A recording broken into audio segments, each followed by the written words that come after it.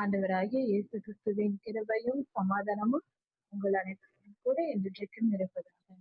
நான் உன்னை விட்டு விலகுவது கைவிடுவது நமது ஆண்டவராகிய இயேசு கிறிஸ்து நம்முடனே கூட இருக்கிறார், சமாதானமே இருக்கிறார். எசேக்கியேல் 27ஆம் அதிகாரம். எசேக்கியேல் தீர்க்கதரிசியிடம் கர்த்தர் சொல்லுகிற வார்த்தைகள். தீருவின் பட்டணத்தை குறித்து. தீரு என்னும் இஸ்ரவேலுக்கு வடக்கு திசையில் சமுத்திரக்கரையில் இருக்கிற அந்த பட்டணத்தை குறித்து கர்த்தர் புலம்பு சொல்லுகிறார். அதாவது கர்த்தர் என்ன செய்ய சொல்லுகிறாரோ, அதாவது தீருவை பற்றின காரியங்கள் எங்கு கொடுக்கப்பட்டிருக்கிறது, அதை பற்றின செய்திகள். இதில் முக்கியமான காரியம் இந்த அதிகாரத்தில் என்னவென்றால், ஒவ்வொரு பட்டணமும் மற்ற சுற்றிலும் இருக்கிற தேசங்களும் என்னென்னலாம் கொண்டு வந்து தீருவில் வர்த்தகம் செய்தது என்று சொல்லப்பட்டிருக்கிறது. வர்த்தகம் சம்பந்தமான பல காரியங்கள் இந்த வேத பகுதியில், இந்த அதிகாரத்தில் நமக்கு தெளிவாய் கொடுக்கப்பட்டிருக்கிறது. இதன் மூலம் பழங்கால வரலாற்றை நாம் தெரிந்து கொள்ள முடியும். எந்தெந்த தேசத்தில் என்னென்ன பொருள்கள் விளைச்சல் இருந்தது, அது எப்படியெல்லாம் வியாபாரம் செய்தார்கள் என்பதை குறித்து சொல்லப்பட்டிருக்கிறது. தீரு என்னும் பட்டணத்தில் அநேகம் பட்டணங்கள் வந்து அவைகளோடு பல பொருள்களை கொண்டு வந்து வியாபாரம் செய்திருக்கிறது. வியாபாரம் சம்பந்தமான பல நுணுக்கமான காரியங்களை இந்த வேத பகுதியில் நாம் பார்த்து தெரிந்து கொள்ளலாம். அந்த காலத்தில் எப்படி நடந்தது என்றும், என்னென்னலாம் எந்தெந்த இடத்தில் விளைந்தது என்றும். இந்த காலத்திலும் அப்படித்தான் விளைகிறது. அதனால் ஒவ்வொரு தேசத்தை குறித்தான பல செய்திகள் இங்கு நாம் தெரிந்து கொள்ள முடியும். அதே சமயத்தில் தீருவின் பெருமையை குறித்து இங்கு சொல்லப்பட்டிருக்கிறது. தீரு தன்னை மிக உயர்ந்தவளாக காட்டிக்கொண்டது. அந்த பட்டணம் தேசத்திலே, உலகெங்கும் இருக்கிற தேசங்களிலேயே மிக சிறப்பான, பெரிய வியாபாரம் நடக்கிற, மிக உயர்ந்த கட்டடங்கள் இருக்கிற மிக பெரிய ஒரு நகரமாக அறியப்பட்டிருந்தது உலகெங்கும். அதற்கு பெருமை அதிகமாய் இருந்தது. ஒரே வார்த்தையில் சொல்ல வேண்டும் என்றால் பெருமை. தீருவின் பெருமை எப்படி இருந்தது, அதை கர்த்தர் எப்படி அழிக்கிறார் என்று சொல்லப்பட்டிருக்கிறது. எப்படி இருந்தது, எப்படி ஆக போகிறது என்பதை குறித்து சொல்லப்பட்டிருக்கிறது. இந்த சம்பவம் இனி நடக்க போகிற காரியமாய் இருக்கிறது. இதிலும் பல பொருள்கள் உண்டு. ஒன்று, தீரு என்னும் பட்டணம். ஒரு பட்டணம் செருக்காய் இருந்தால், கர்வமாய் இருந்தால் எப்படி அழியும் என்ற பாடத்தை கற்றுக்கொள்ளலாம். தீரு எப்படி அழிந்தது என்றும் தெரிந்து கொள்ளலாம் வரலாற்று நிகழ்வாக. இனி நடக்க போகிற காரியமாக பெருமை கொண்ட தேசங்கள் எப்படி அழிய போகிறது என்பதை குறித்து தெரிந்து கொள்ளலாம். கர்த்தர் சொல்லுகிறார் எசேக்கியேலிடம், சமுத்திரக்கரையின் தீவுகளில், சமுத்திரக்கரை துறையிலே இருந்து அநேகம் தீவுகளின் ஜனங்களோட வியாபாரம் பண்ணுகிற தீரு பட்டணமே, நீ உன்னை பூரண சௌந்தரவதி, நீ உன்னை பூரண சௌந்தரியவதி என்று சொல்லுகிறாய். நான் முழுமையான முழு அலங்காரம், என்னை போல அலங்காரம் உள்ளவள், அழகானவள் யாரும் இல்லை, நான் மிகவும் அழகானவள் என்று சொல்லிக் கொள்கிறாய். கடல்களின் நடு மையத்தில் உன்னுடைய தங்குமிடம் இருக்கிறது. உன்னை கட்டினவர்கள் பூரண வடிவாய் கட்டினார்கள். கடல்களின் நடுவே ஒரு பட்டணம் இருக்கிறதா, அதைதான் தீரு சொல்லப்பட்டிருக்கிறது. அந்த பட்டணம் மிக அழகாக கட்டப்பட்டதாம். கடலின் நடுவே மணல்களை குவித்து இப்படியாக இப்பொழுது கட்ட தொடங்கி இருக்கிறார்கள். தீவுகளை உருவாக்க தொடங்கி இருக்கிறார்கள். தேநீரிலிருந்து தேவதாரு மரத்தை கொண்டு வந்து அதில் உன் கப்பற் பலகைகளை செய்தார்கள். லீபனோனிலிருந்து கேதுரு மரங்களை கொண்டு வந்தார்கள். பாசானின் கர்வாலின் மரங்களினால், அதிலிருந்து கொண்டு வந்த மரத்தினால், கர்வாலி மரத்தினால் உன் துடுப்புகளை செய்தார்கள். கித்தீம் தீவுகளிலிருந்து கொண்டு வந்த ஆஷூர் மரத்தால் உன் வாரி பலகைகளை செய்து அதிலே யானை தந்தத்தை பதித்திருந்தார்கள். எகிப்தில் இருந்து கொண்டு வந்த சித்திர தையல் உள்ள, அப்படி என்றால் எம்ப்ராய்டரி ஒர்க் செய்யப்பட்ட சணல் நூல் புடவை நீ விரித்த பாயாய் இருந்தது. அந்த படகின் மேல், கப்பல் மேல் துணியை கட்டுவார்கள், முக்கோண வடிவில் கட்டுவார்கள். அந்த துணி எம்ப்ராய்டரி நூல் வேலை செய்யப்பட்டதாம். அழகான அலங்காரம் செய்யப்பட்ட துணி. அந்த கப்பலின் ஸ்கிரீன் துணிகள் எல்லாம் போடுவார்கள். கப்பலில் திரைகளில் துணிகள் எல்லாம் போடுவார்கள் திரையாக. அதற்கு இரத்தாம்பரமும், எலிசா தீவுகளின் இரத்தாம்பரமும் இளநீல நூலும் அலங்காரமாய் இருந்தது. அந்த திரை போடப்பட்டிருந்தது அந்த நூல்களால் செய்யப்பட்ட துணியினால். உனக்கு தண்டு வலிக்கிறவர்களாக சீதோன், அர்வாத் என்னும் பட்டணங்களின் குடிகள் தண்டு வலிக்கிறவர்களாக இருந்தார்கள். அந்த படகு ஓட்டும் போது அந்த துடிப்பை போடுவார்கள் தண்ணீரில் தள்ளி தள்ளி, அதை செய்கிறவர்களாய் இருந்தார்கள். தீருவே உன்னிடத்தில் இருந்த சாஸ்திரிகள் உனக்கு மாலுமிகளாய் இருந்தார்கள். கேபாரின் முதியோரும் சாஸ்திரிகளும் உனக்கு கம்பத்து பார்க்கிறவர்களாய் இருந்தார்கள். கம்பத்து பார்ப்பது என்றால் கப்பலில் ஓட்டை எங்கேயாவது விழுந்து விடுமோ என்று இருந்தால் அதை பார்த்து சொல்லும் வித்தை. அது நுணுக்கமாக பார்த்து சொல்லக்கூடியவர்கள் கம்பத்து பார்க்கிறவர்கள். அப்படிப்பட்டவர்கள் உனக்குள் இருந்தார்கள். சமுத்திரத்தின் சகல கப்பல்களும்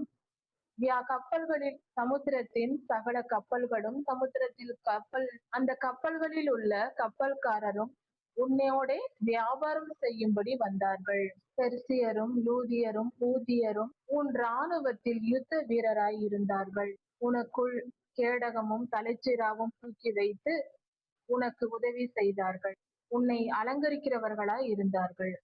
அர்வாத் புத்திரரும் உன் இராணுவ மனுஷரும் உன் மதில்கள் மேல் சுற்றி, கம்மாத்தியர் உன் கொத்தரங்களிலும் இருந்தார்கள்.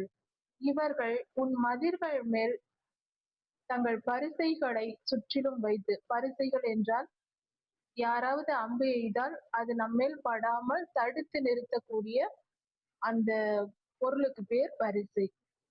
அதை மதில் சுவர் முழுவதும் சுற்றிலும் பிடித்திருந்தார்களாம். தூக்கி வைத்து, அந்த மதில் சுவர் முழுவதும் தூக்கி வைத்து உன் வடிவத்தை பூரணப்படுத்தி இருந்தார்கள்.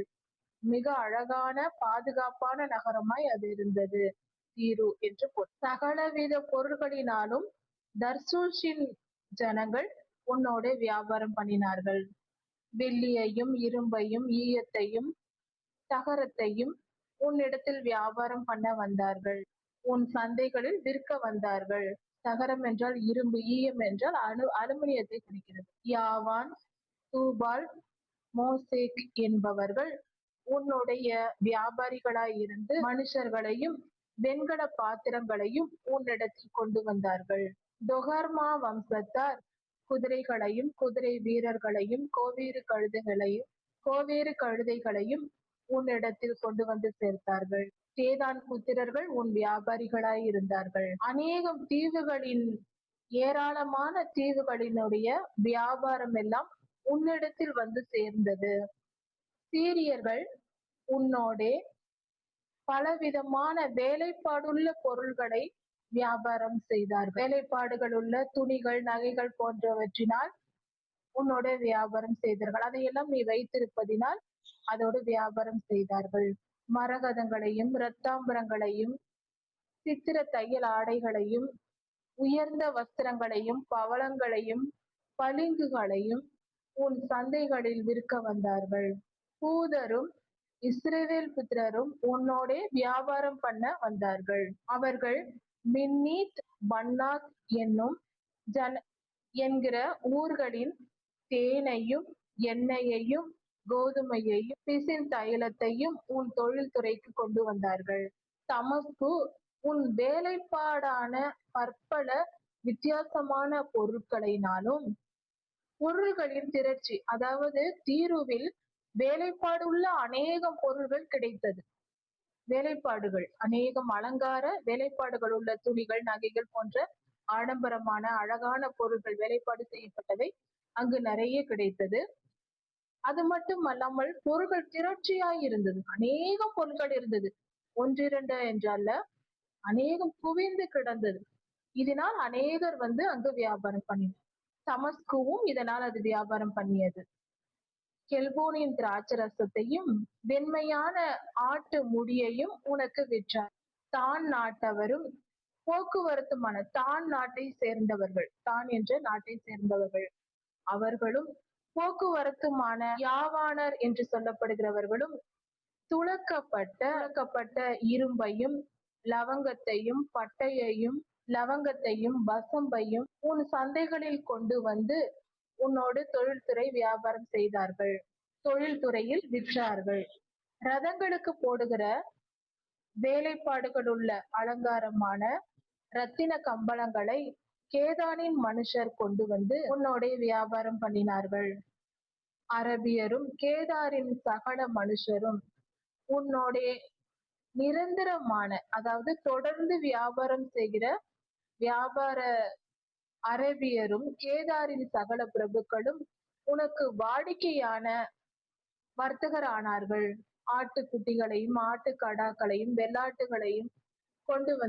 வெள்ளாட்டு கடாக்களையும் கொண்டு வந்து விற்றார்கள். சேபா ராமா என்னும் பட்டணத்தவரும் உன்னோடே வியாபாரம் பண்ணி தங்கத்தையும் ரத்தினங்களையும் மேல்தரமான சகலவித சம்பாரங்களையும் சகலவிதமான ரத்தின கற்களையும் உன்னோடே கொண்டு வந்து வியாபாரம் பண்ணினார்கள். ஆரான், கண்ணே, ஏதேன் என்னும் பட்டணத்தாரும் உன்னோடே வியாபாரம் பண்ணி அசீரியரும் கில்மாத் என்னும் பட்டணத்தாரும் உன்னோடே வியாபாரம் பண்ணினார்கள். இப்படி எல்லா விதங்களிலும் எந்தெந்த பகுதிகளில் இருக்கிறவர்கள் தீருவோடு வியாபாரம் பண்ணினார்கள் என்று சொல்லப்பட்டிருக்கிறது. சற்று பொறுமையாக கவனிப்போம். இதில் இன்னும் பல ஆதாரங்கள், ஆழமான காரியங்கள் உண்டு. இவர்கள் சகலவித உயர்ந்த சரக்குகளையும் சகலவித நல்ல துணிகளையும் கட்டுகளையும் இளநீல பட்டுகளும் விசித்திர தையலாடைகள் அடங்கிய புடவை கட்டுகளும் விலையுயர்ந்த வஸ்திரங்கள் வைக்கப்பட்டு கயிறுகளால் கட்டப்பட்ட மரப்பெட்டிகளையும் கேதுரு மரப்பெட்டிகள் அவைகளையும் கொண்டு வந்து உன்னோடே வியாபாரம் பண்ணினார்கள். உன் தொழில் துறையில் தர்ஷூஷின் கப்பல்காரர்கள் உன்னை போற்றி புகழ்ந்து பாடினார்கள்.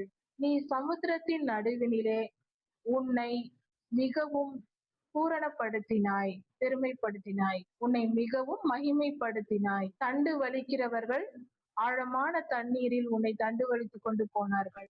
நடு சமுத்திரத்திலே உன்னை கொண்டல் காற்று கொண்டு போயிற்று, உன்னை உடைத்து போட்டது என்று சொல்லுகிறார். அதாவது இத்தனை பட்டணத்தார்களும் இத்தனை ஜனங்களும் இந்தந்த பகுதிகளில் இருந்து வருகிற ஜனங்களும் தீருவுக்கு வந்து இத்தனை விதமான பொருட்களினால் வியாபாரம் செய்கிறார்கள். தங்கம், வைரம், ரத்தின கற்கள் முதற்கொண்டு ஆடு, மாடு, துணிகள் போன்ற எல்லாவித பொருட்கள், வாசனை திரவியங்கள், இவைகளையெல்லாம் ஒவ்வொரு பகுதிகளிலும் சிறப்பாய் அதிகமாய் கிடைக்கிற பொருள்கள் கொண்டு வந்து தீருவில் வியாபாரம் செய்யப்படுகிறது. மொத்தத்தில் தீரு ஒரு வியாபார ஸ்தலம். வியாபாரம் என்று சொல்லும் போது முக்கியமான காரியம், வலு சர்ப்பத்தின் ஆளுகை உள்ள இடம்தான் வியாபாரம். அதாவது கடைசி காலத்தில் 3 விதமான பொல்லாத ஆவிகள் இந்த பூமியில் மகா உபத்திரவ காலத்தில் வரும். அதில் 3 விதமான துறைகளின் தலைவனாக சாத்தான் எழும்புவான். வியாபாரத்தின் தலைவனாக, எல்லா உலக வர்த்தகத்தின் தலைவனாக வலு சர்ப்பம் எழும்பி அது பூமியை ஆளுகை செய்யும். வலு சர்ப்பம் வியாபாரத்தின் தலைவனாக. இன்னொன்று மத தலைவனாக கள்ளதீர்க்கதரிசி எழும்புவான். அரசியல் தலைவனாக அந்தி கிறிஸ்து எழும்புவான். புரிந்து கொள்வோம். 3 விதமான 3 அவதாரங்களில் சாத்தான் எழும்புவான். இப்படிதான் கடைசி காலத்தில் நடக்கும். வியாபாரம் என்பது அதன் தலைநகரமாய் தீரு இருந்தது என்றால் அந்த இடத்திலிருந்து அதன் சாயலில் கொள்ளாதவன் எழும்புவான். அதாவது வலு சர்ப்பம் வியாபாரத்தின் தலைவனாகவும், வலு சர்ப்பத்தின் கேட்டின் மகன் என்று சொல்லப்பட்டிருக்கிற அந்தி கிறிஸ்து அரசியல் தலைவனாகவும், கள்ள தீர்க்கதரிசி மத தலைவனாகவும் எழும்புவான். மதத்தின் தலைவனாக. இதன் ஆழம் இங்கு இருக்கிறது. இப்படி நீ பெருமையோடு மகிமையோடு இருப்பாய், ஆனால் நான் என்ன செய்வேன் என்று கர்த்தர் சொல்கிறார், இதை நான் அழித்து போடுவேன், இவ்வளவு ஐஸ்வர்யத்தையும் சம்பத்தையும் இப்படி வாழ்ந்த நகரத்தையும் கர்த்தர் அழித்து போடுவார். எப்படி? கடற்கரை நடு சமுத்திரத்திலே கொண்டற்காற்று உன்னை உடைத்து போட்டது என்று சொல்லுகிறார். நீ நாசமடையும் நாளிலே, கர்த்தர் சொல்லுகிறார், நீ நாசமடையும் நாளிலே உன் ஆஸ்தியோடும் உன் சந்தையோடும் உன் தொழில் துறையோடும் கூட உன் கப்பலாட்களும் உன் மாலுமிகளும் உன்னில் கம்பத்து பார்க்கிறவர்களும் உன் வியாபாரிகளும் உன்னில் உள்ள எல்லா யுத்த வீரரும் உன் நடுவில் இருக்கிற எல்லா கூட்டத்தாரும் நடு சமுத்திரத்தில் விழுவீர்கள் என்று கர்த்தர் சொல்லுகிறார். உன் மாலுமிகள் விழும் சத்தத்தினால் சுற்றுப்புறங்கள் அதிரும் என்று கர்த்தர் சொல்லுகிறார். அப்படி என்றால் ஒரு பட்டணம் அது கடலில் போய் எப்படி கீழே விழும்? பட்டணம் கடலுக்கு சென்று மூழ்குமா? அது உடைத்து போடப்படுமா? அப்படிதான் இங்கு சொல்லப்பட்டிருக்கிறது. இதை யோசித்து சரியாக புரிந்து கொண்டால் இது முழுக்க முழுக்க தீர்க்கதரிசன வார்த்தைகள் என்பது புரியும். கடைசி காலத்தில் சம்பவிக்க போகிற காரியங்களை கர்த்தர் இங்கு கோடிங்காக கொடுத்திருக்கிறார். மிகப்பெரிய வியாபார ஸ்தலம் ஒன்று இருக்கும். அது உலகெங்கும் இருக்கிற ஜனங்களோடு வியாபாரம் செய்து மேட்டிமையாக இருக்கும். உலகமெங்கும் போதும் உலகத்தில் இருப்பதிலேயே மிக மேன்மையான வியாபார ஸ்தலமாக, உயர்ந்த வியாபார ஸ்தலமாக அது இருக்கும். ஆனால் அது அநேக பாவங்களை செய்வதினால் கர்த்தர் அதை அழித்து போடுவார், தள்ளி போடுவார் என்று.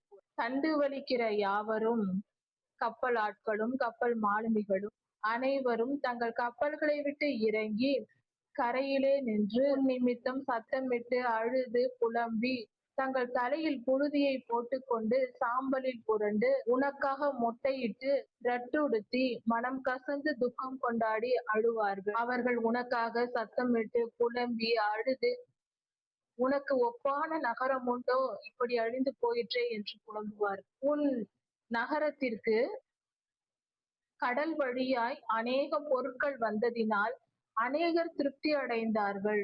எவ்வளவு வியாபாரம் செய்தாய் நீ, எப்படியெல்லாம் எத்தனை பேரை திருப்தியாக்கினாய், இப்படி அழிந்து போனாயே என்று சொல்வார்களாம்.